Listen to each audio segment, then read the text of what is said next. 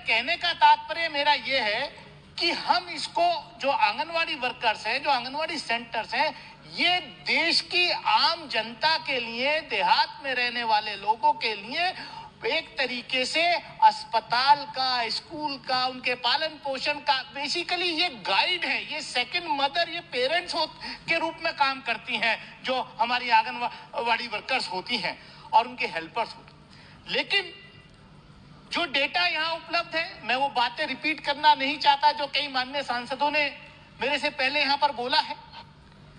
अभी प्रेमचंद्रन जी कह रहे थे कि केरला के अंदर 12,000 रुपया मानदेय दिया जाता है आंगनवाड़ी वर्कर को।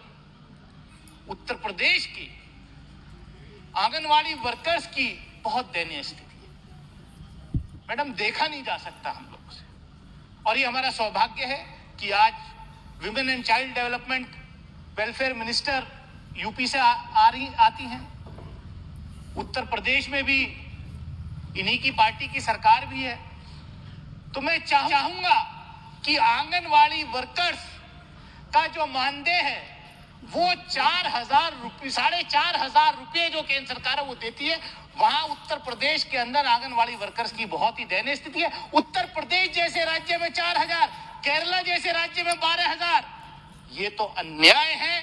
मैं उत्तर प्रदेश की आंगनवाड़ी वर्कर्स के लिए आपसे हाथ जोड़ करके प्रार्थना करता हूं कि उनके मानदेय को बढ़ाया जाए और उनको गवर्नमेंट, जो केंद्र सरकार के जो 4th ग्रेड के एम्प्लॉइज होते हैं, वो सारी फैसिलिटीज उनको दी जानी चाहिए। मैं इन्हीं शब्दों के साथ, इसी उम्मीद के साथ कि माननीय मंत्री जी इस पर जो है कुछ रोशनी डालेंगी जब अपना जवाब देंगे। बहुत बहुत धन्यवाद।